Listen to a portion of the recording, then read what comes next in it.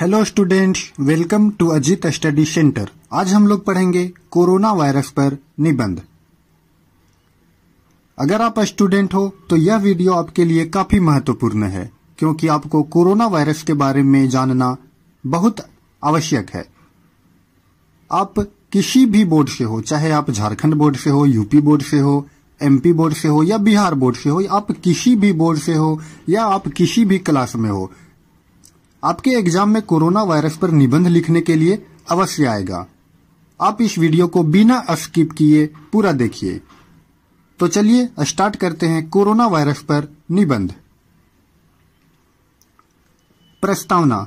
Corona virus को विश्व स्वास्थ्य संगठन यानी कि वर्ल्ड हेल्थ ऑर्गेनाइजेशन ने वैश्विक महामारी घोषित कर दिया है। कोरोना वायरस को विश्व स्वास्थ्य संगठन यानी कि वर्ल्ड हेल्थ ऑर्गेनाइजेशन का गठन 1948 ईस्वी में हुआ था और अभी फिलहाल इसका हेडक्वार्टर यानी कि मुख्यालय जेनेवा में है और वर्तमान समय में अभी 194 देश WHO के सदस्य हैं। तो WHO ने कोरोना वायरस को वैश्विक महामारी घोषित कर दिया है। इसे कोविड-19 के नाम से भी जाना जाता है। कोरोना वायरस को कोविड-19 का नाम भी दिया गया है। क्यों दिया गया है? क्योंकि यह 2019 में देखने को मिला, इसीलिए कोरोना वायरस को कोविड-19 के नाम से भी जाना जाता है। यह वायरस बहुत ही सूक्ष्म लेकिन बहुत प्रभावी वायरस है। ये जो वायरस है वो इतना सूक्ष्म है कि इसे हम नग्न आंखों से नहीं देख सकते हैं। इस वायरस का संक्रमण बहुत जल्दी एक व्यक्ति से दूसरे व्यक्ति में फैलता है। कोरोना वायरस मानव के बाल की तुलना में 900 गुना छोटा है। आप कल्पना कर सकते हो कि मानव का बाल कितना पतला होता है और उससे भी 900 गुना छोटा यह कोरोना वायरस होता है। यह वायरस बहुत ही तेजी से पूरे दुनिया में फैल गई, इसलिए सरकार द्वारा सावधानी बरतने की सलाह दी जा रही है ताकि हम लोग सुरक्षित रह सकें।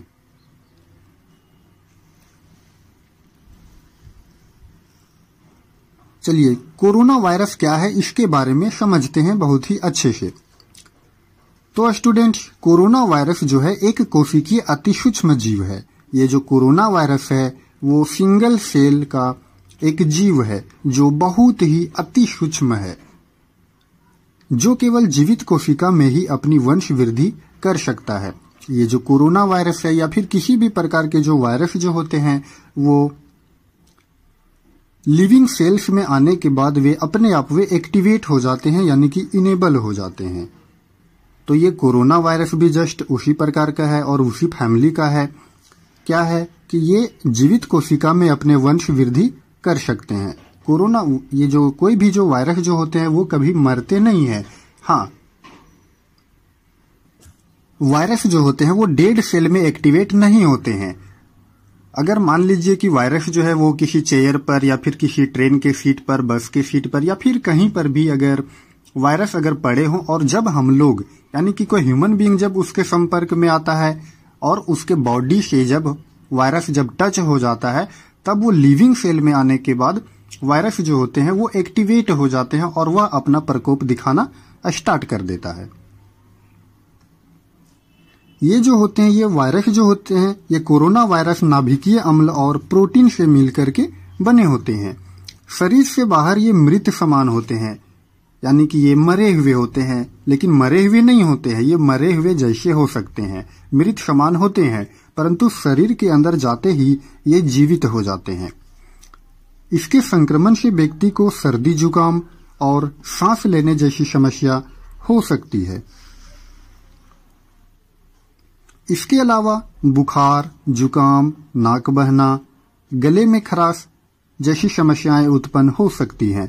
यह वायरस एक व्यक्ति से दूसरे व्यक्ति में बहुत जल्दी फैलता है, इसलिए इसे लेकर बहुत ही सारी सावधानियां बरती जा रही है। अभी तक इस वायरस को फैलने से रोकने वाला कोई टीका नहीं बना है, इसलिए भारत सरकार पूरे देश में लॉकडाउन लगाकर सोशल डिस्टेंसिंग का पालन करवा रही है ताकि वायरस का चेन टूटे।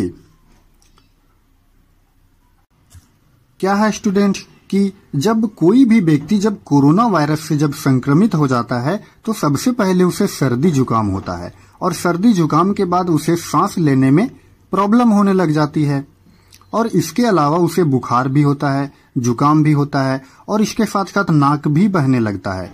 गले में खराश जैसी समस्याएं उत्पन्न हो सकती हैं। यह जो वायरस है वो एक व्यक्ति से दूसरे व्यक्ति में बहुत ही जल्दी फैलता है, यानी कि एक व्यक्ति से अगर एक व्यक्ति कोरोना वायरस से संक्रमित है तो वह कितने सारे व्यक्तियों को कोरोना वायरस से संक्रमित करवा सकता है।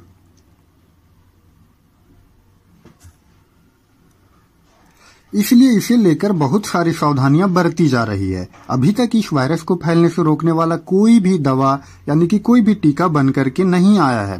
इसलिए भारत सरकार ने क्या किया है कि पूरे देश में लॉकडाउन लगा दिया है। हम लोग सभी देख रहे हैं दोस्तों कि 22 मार्च से लॉकडाउन लगा हुआ है और अभी तक लॉकडाउन जारी है और लॉकडाउन लगा करके सोशल डिस्टेंसिंग का पालन करवा रही है ताकि क्या है कि वायरस का चेन जो है वो टूटे और ज्यादा से ज्यादा लोग संक्रमित ना हो। इसके लिए भारत सरकार ने क्या किया है कि लॉकडाउन लगाकर सोशल डिस्टेंसिंग का पालन करवा रही है। आगे हम लोग देखते हैं स्टूडेंट कि कोरोना वायरस की उत्पत्ति, आखिर कोरोना वायरस आया कहां से, इसका उत्पत्ति कहां से हुआ, तो चलिए जानते हैं। कोरोना वायरस की उत्पत्ति सबसे पहले 1930 ईस्वी में एक मुर्गी में हुई थी। कोरोना वायरस की उत्पत्ति सबसे पहले कब हुई थी तो 1930 ईस्वी में एक मुर्गी में हुई थी और इसने मुर्गी के श्वसन प्रणाली को प्रभावित किया था। जब भी कोरोना वायरस जब मुर्गी में हुई तो मुर्गी भी सांस लेने से उसे भी सांस में प्रॉब्लम होने लगा, सांस लेने में श्वसन प्रणाली को प्रभावित कर दिया। आगे चलकर 1940 ईस्वी में कई अन्य जानवरों में भी पाया गया था यह कोरोना वायरस। इसके बाद सन 1960 ईस्वी में एक व्यक्ति में पाया गया। 1960 ईस्वी में एक व्यक्ति में जब पाया गया जिसे सर्दी की शिकायत थी।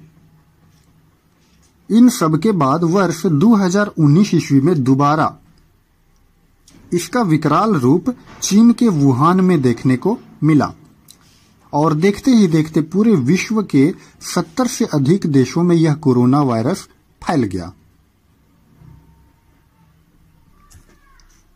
तो कोरोना वायरस की उत्पत्ति में हम लोगों ने देखा स्टूडेंट्स की कोरोना वायरस की उत्पत्ति सबसे पहले कब हुई तो सबसे पहले 1930 ईस्वी में हुई थी, एक मुर्गी में हुई थी और उस मुर्गी का श्वसन प्रणाली प्रभावित हो गया था और फिर उसके 10 साल के बाद 1940 ईस्वी में अन्य जानवरों में भी कोरोना वायरस पाया गया और फिर उसके बाद 1960 ईस्वी में एक व्यक्ति में पाया गया जिसे सर्दी की शिकायत थी और फिर 1940 के बाद 2019 में के शायद नवंबर या दिसंबर में दोबारा इसका विकराल रूप चीन के वुहान शहर में देखा गया। यानी कि कोरोना वायरस का स्टार्टिंग जो हुआ वो चीन के वुहान में हुआ और देखते ही देखते अभी पूरे विश्व के 70 से अधिक देशों में कोरोना वायरस का संक्रमण फैल गया है। आगे हम लोग देखते हैं स्टूडेंट्स कोरोना वायरस का लक्षण। आखिर कोरोना वायरस का क्या क्या लक्षण है देखते हैं। कोरोना वायरस को कोविड-19 के नाम से भी जाना जाता है। तो कोविड-19 या कोरोना वायरस से संक्रमित व्यक्ति को पहले बुखार होता है। कोरोना वायरस से संक्रमित व्यक्ति को सबसे पहले क्या होता है तो उसे कुछ थोड़ा बहुत उसे सबसे पहले फीवर आता है, उसे बुखार होता है और इसके बाद सूखी खांसी होती है और फिर एक हफ्ते के बाद सांस लेने में परेशानी होने लगती है। इस वायरस के गंभीर मामलों में निमोनिया, किडनी फेल होना और यहां तक कि मौत भी हो सकती है। बुजुर्ग व्यक्ति या जिन लोगों को पहले से ही अस्थमा, मधुमेह या हार्ट अटैक जैसी बीमारी है उनके मामले में खतरा और भी गंभीर हो सकता है। जुकाम और फ्लू के वायरसों में भी इस तरह के लक्षण पाए जाते हैं। तो स्टूडेंट्स हम लोगों ने कोरोना वायरस के लक्षण में देखा कि कोरोना वायरस से संक्रमित अगर कोई व्यक्ति है तो सबसे पहले उसको क्या होगा तो सबसे पहले उसे बुखार होगा और इसके बाद उसे सूखी खांसी होगी और फिर एक हफ्ते के बाद उसे श्वसन प्रणाली में यानी कि सांस लेने में उसे परेशानी होने लगती है और इस वायरस के गंभीर मामलों में निमोनिया, किडनी फेल, यानी कि एक ऐसे व्यक्ति जिसे निमोनिया हो, किडनी फेल या फिर होना, और यहां तक कि उस कोरोना वायरस से संक्रमित व्यक्ति की मौत भी हो सकती है।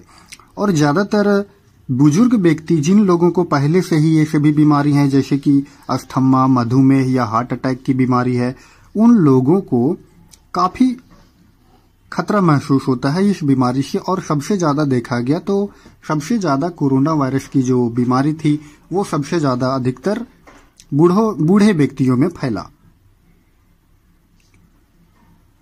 जुकाम और फ्लू के वायरसों में भी इस तरह के लक्षण पाए जाते हैं। ये सारे जो लक्षण जो दिख रहे हैं यहाँ पर वायरस के, जैसे कि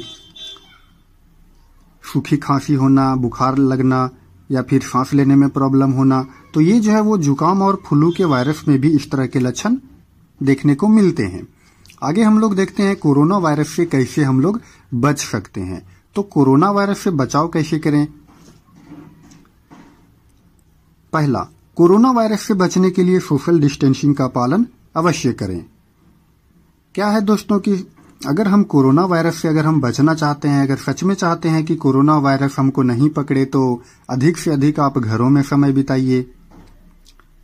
और अगर आप कोई भीड़भाड़ वाले स्थान पर जाते हैं तो वहां पर आप सोशल डिस्टेंसिंग का पालन कीजिए। कम से कम 2 व्यक्तियों के बीच में 1 मीटर का डिस्टेंस तो अवश्य होनी चाहिए। सेकेंड नंबर में है कि भीड़भाड़ वाले स्थान पर आपको मास्क का उपयोग करना है। अगर आप कहीं जा रहे हैं जहां पर भीड़भाड़ अधिक हो तो उस स्थान पर आप मास्क का उपयोग अवश्य ही करें। थर्ड पॉइंट है, हाथों को बार बार धोएं और साफ सफाई का पूरी ख्याल रखें। अपने हाथों को बार बार साबुन से धोना है या फिर अपने हाथों को सैनिटाइज करना है। फोर्थ पॉइंट है, हाथ मिलाने की जगह नमस्ते करने की आदत डालें। फिफ्थ में है, चेहरे और आंखों पर हाथों से टच न करें।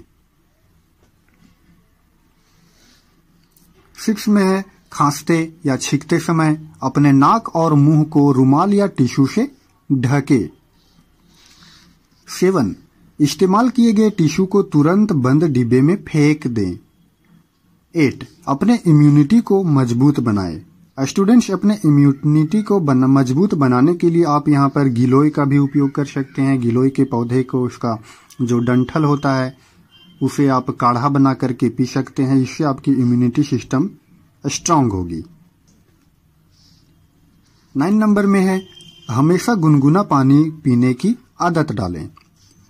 10, 24 घंटे में 1 बार हल्दी वाले दूध का सेवन अवश्य करें। 11, अल्कोहल आधारित हैंड रब का उपयोग करें। 12, घर में लाए गए सभी चीजों को पहले सैनिटाइज करें और फिर उसके बाद उसका इस्तेमाल करें।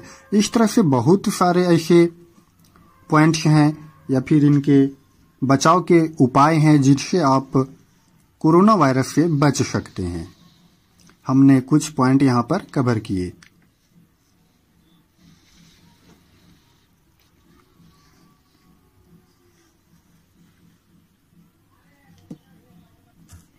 आगे है उपसंहार। कोरोना वायरस से बचने के लिए लगातार प्रयास किए जा रहे हैं। शोधकर्ता वैज्ञानिक इस वायरस से छुटकारा पाने के लिए दवा बनाने में जुटे हुए हैं।